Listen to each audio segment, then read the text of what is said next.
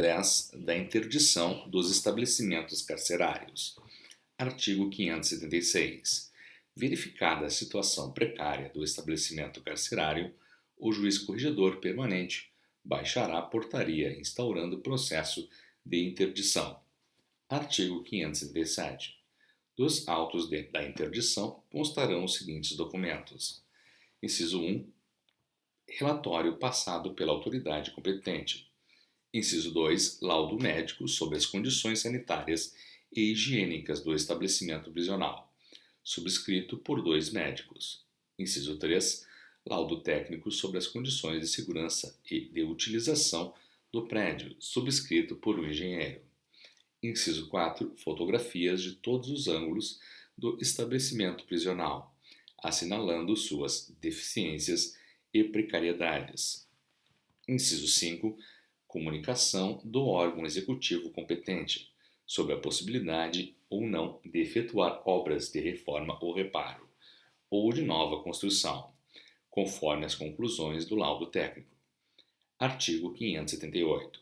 Ultimadas as diligências, sem prejuízo de outras julgadas de interesse e com manifestação do Ministério Público, observar-se-á o seguinte procedimento.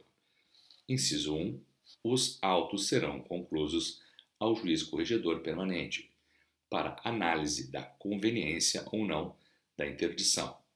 Inciso 2. Em caso positivo, o juiz, antes de decretá-la, encaminhará o feito à Corregedoria Geral da Justiça para aprovação da interdição, que se mostrar justificada. Inciso 3. Em seguida, os autos serão devolvidos à comarca de origem e o juiz corregedor permanente, se for a hipótese, decretará a interdição, expedindo a competente portaria. Inciso 4. Encerrado o procedimento, remeter-se-ão cópias da portaria de interdição à Corregedoria Geral de Justiça e à Vara das Execuções Criminais da Capital, dando-se ciência aos secretários da Segurança Pública e da Justiça. Seção 30. Dos Serviços da Corregedoria da Polícia Judiciária. Subseção 1. Dos livros das Delegacias de Polícia e do DIPO. Artigo 579. As delegacias de polícia manterão obrigatoriamente os seguintes livros. Inciso 1. Registro de ocorrências. Inciso 2. Registro de inquéritos policiais com índice. Inciso 3. Carga de inquéritos policiais. Inciso 4. Registro de fianças criminais com índice. Inciso 5. Registro de termos de visitas e correições. Inciso 6. Registro de cartas precatórias recebidas e inquéritos policiais em trânsito e diligências. Inciso 7. Registro geral de presos, com índice. Inciso 8. Registro de termos de compromisso. Inciso 9. Registro de receitas de presos. Inciso 10. Registro de termos circunstanciados. Inciso 11. Registro de apreensão de entorpecentes. Inciso 12. Registro de apreensão de adolescentes infratores. Inciso 13. Registro de apreensão de veículos. Inciso 14. Registro de apreensão de armas de fogo. Artigo 580. No livro Registro de Ocorrências, consignar-se-á na coluna própria qual a solução dada a cada caso, e se foi ou não instaurado inquérito policial. Artigo 581. Os inquéritos policiais serão processados em 2 vias, com anotação no respectivo livro de registro, arquivando-se a segunda no cartório da delegacia. Parágrafo único. No livro Registro de Inquéritos Policiais serão reservadas colunas para anotação do arquivamento da cópia do inquérito policial e da data da remessa ao juízo da cópia do auto de prisão em flagrante. Artigo 582. O livro Registro Geral de Presos será escriturado seguidamente, sem linhas em branco, reservando-se colunas para a especificação do motivo da prisão e para anotação da comunicação ao juízo. Artigo 583. No livro Registro de Receita dos Presos serão escriturados os valores com eles encontrados por ocasião do seu recolhimento. Artigo 584.